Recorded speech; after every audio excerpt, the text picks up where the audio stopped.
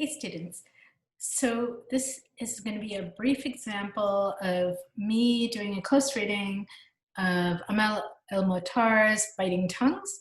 Um, and specifically, we've talked about this a little bit in class already. I wanted to draw out a particular metaphor, piece of language that's running through this piece.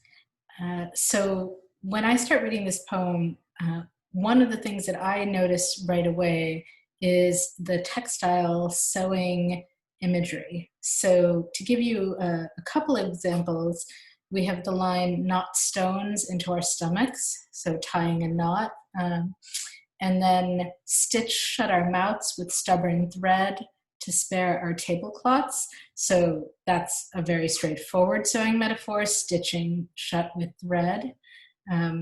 Then if you keep going, there's a mention of, where are you going dressed like that? So sort of a clothing thing kind of sideways mentioned there. And then if you go on, eventually you get to the axes that are cutting, which is not quite the same as scissors cutting, but still there's sort of this imagery around sort of binding and cutting apart. She then references again our sewn up mouths, and then probably it mostly moves away from that imagery as she moves into the sort of body section at the end. So if I were doing a close reading of this and I wanted to specifically talk about those elements, I might then bring in something from potentially outside the poem. And when I think about this, one of the things that occurs to me is there's all this language around, what happens to girls who wander off the path. And it makes me think about how in some places they actually will sew up women's vaginas in a variety of ways to, they'll sew to make the opening smaller. We're going to look at a Carmen Marie Machado story called The Husband Stitch that is sort of centered around doctors who, after women give birth, and they're sewing up episiotomy cuts, will sometimes add in extra stitches supposedly to make the opening tighter for the husband's pleasure. Also, there's a surgical procedure, which I think is called, I want to say, I don't know, something like rehymenification or something ridiculous like that. But the idea of it is that if your hymen has broken, maybe because you had sex, maybe because it tore when you were riding a horse, or in many women, the hymen just kind of breaks down on its own, which is not commonly known. And you are in a culture where you are going to be penalized for not having an intact hymen by your husband or the community. You can actually go in and have a surgical procedure to sew it up again, essentially.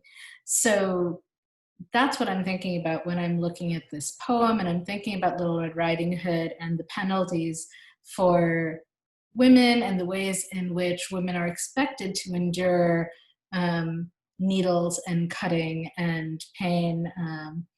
Even with the episiotomies, there's sort of a whole set of controversies around whether those are necessary or helpful, the extent to which doctors might cut more than they need to. There's a conversation around female pleasure and the way doctors are maybe not careful about avoiding the nerves that run to the clitoris when they're making those cuts. There's conversations around even just C-sections as a whole and the ways in which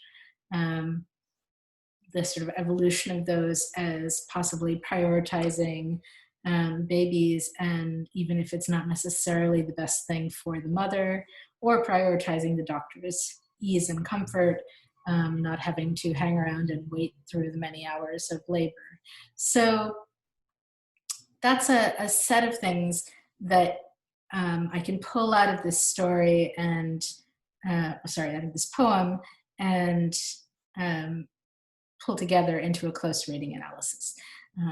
So what I mostly want you to get out of that is thinking about when you do your own close reading piece, whether it's for this poem or something else, being able to point to specific words, phrases, lines, and then make an argument about them.